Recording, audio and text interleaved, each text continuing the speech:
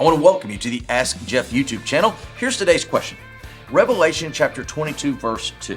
It says, in the midst of the street of it, and on either side of the river, there was the tree of life, which bare 12 manner of fruits, and yielded her fruit every month. And the leaves of the tree were there for the healing of the nations.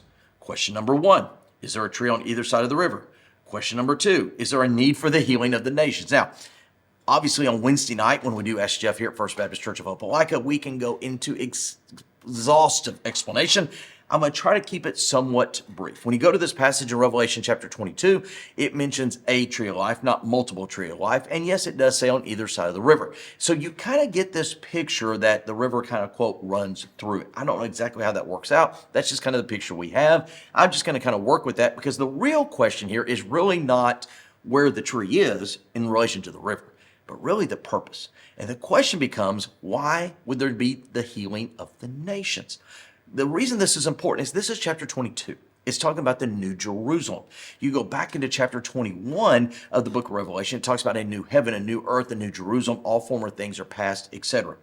Well, if we are in what you and I would call eternity, if those who believed on Jesus Christ are in their glorified, transfigured, brand new bodies that never age and they're immortal, why would there need to be the, quote, healing of the nations? Well, let's kind of reverse engineer this for just a moment, okay?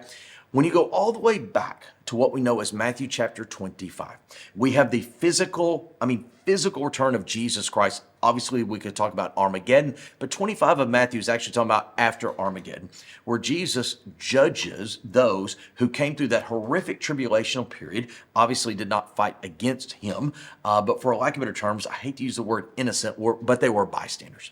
And what does Jesus say to them? He said, those that are on my right hand go into the kingdom prepared for you. Those on my left into the lake of fire. Why is that important?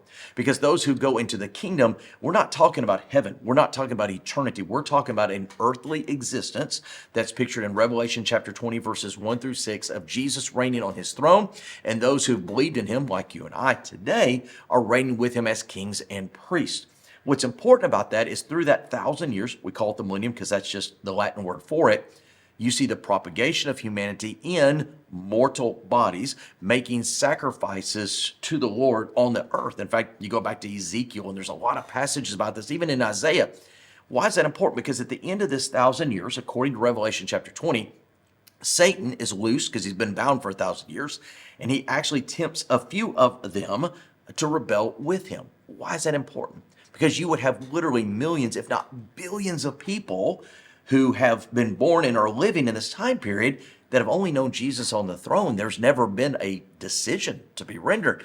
A decision must be rendered. Why is this important? Because then you get to the final great judgment, talks about the dead being brought up, they're judged, sent to the lake of fire. That's all we got.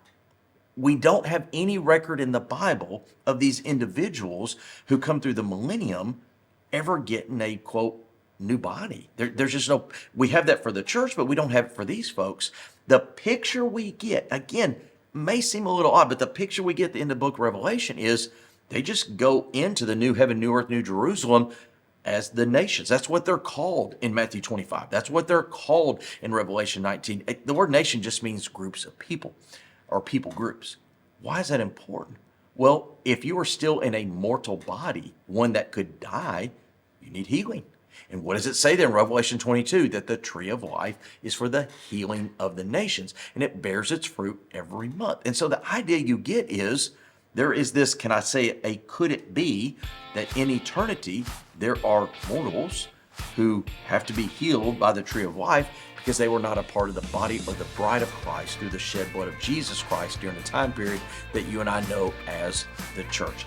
A lot of information, probably would have been better on a Wednesday night. So feel free to submit it.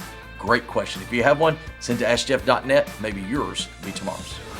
Thanks for being a part of today's daily question. Now, we answer a question each and every day. Please feel free to submit a new question at AskJeff.net. We may not have gotten to yours today, but we eventually will continue to be a part of this. Subscribe so you don't miss out on a question every day.